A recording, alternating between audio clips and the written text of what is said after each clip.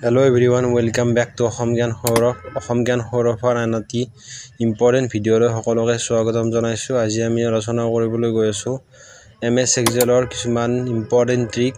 আশা কৰো আগন্তুক ADR skill টেষ্টৰ বাবে আপোনালোকৰ বাবে উপযোগী হ'ব। গতিকে ইয়াত এখন তালিকা দিয়া আছে, কিছুমান ষ্টুডেন্টৰ নাম দিয়া আছে আৰু এগেইনষ্টত সাবজেক্টত পোৱা নম্বৰ বিলাক দিয়া আছে। 6খন সাবজেক্টত পোৱা নম্বৰ আমি তাত কি কৰিব লাগে, নেমটো লিখিলে নেমটো টাইপ কৰি এন্টাৰ কৰিলে যাতে টোটাল মাৰ্কটো আহি যায়, ষ্টুডেন্ট জনে পোৱা টোটাল মাৰ্কটো যাতে আহি যায়, হেনেকুৱাকৈ আমি এটা ট্ৰিক শিকিম আজি।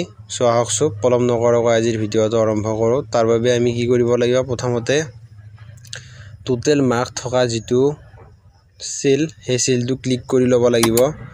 সেই সেলটো ক্লিক কৰি ফেলে তাত প্ৰথমতে আমি ইকুৱেল চিন দিব লাগিব।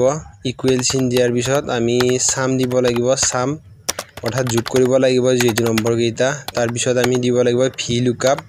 ভি লুকআপ আমি এই কাৰণে ব্যৱহাৰ কৰিব লাগে যাতে সেই ষ্টুডেন্ট জনৰ নামটো টিপিলে আমি তাৰ টোটাল মাৰ্কটো আহি যায়।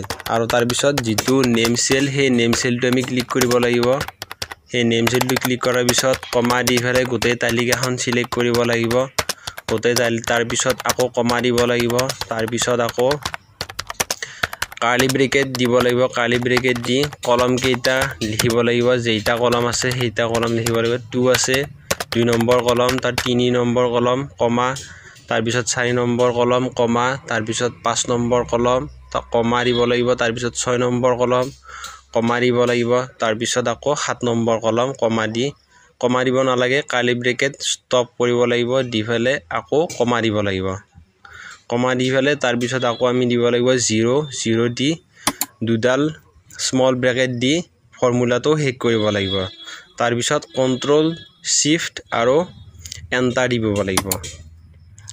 তাৰ পিছত আপোনালোকে ইয়াত যদি নেমত যিকোনো নাম এটা আপোনালোকে টাইপ কৰে, যেনে ৰাজীৱ, যিকোনো ষ্টুডেন্ট ৰাজীৱ এন্টাৰ কৰিলে আপোনালোকে টোটাল মাৰ্কটো আপোনাৰ আহি যাব। ৰাজীৱে পোৱা টোটাল মাৰ্কটো আহি যাব। তাৰ পিছত যদি আমি বেলেগ এজন ষ্টুডেন্টৰ নাম টাইপ কৰোঁ,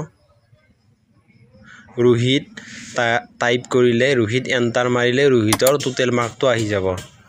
তাৰ পিছত এইবাৰ যদি আমি পূজা বুলি নেক্সট ষ্টুডেন্টজন পূজা বুলি আমি যদি টাইপ কৰোঁ, পূজা এন্টাৰ মাৰোঁ, তেনেহ'লে পূজাই পোৱা টোটাল মাৰ্ক 396 আহি যাব। সো এনেদৰে আমি উলিয়াব পাৰোঁ। আশা কৰোঁ আপোনালোকৰ আজিৰ এই ট্ৰিকটো ভাল লাগিল। যদি আপোনালোকে এনে ধৰণৰ ট্ৰিক আৰু আগলৈ পাবলৈ বিচাৰে তেনেহ'লে আমাৰ চেনেলটো সাবস্ক্ৰাইব কৰিবলৈ নাপাহৰিব আৰু ভিডিঅটো ভাল লাগিলে লাইক কৰিব। ধন্যবাদ।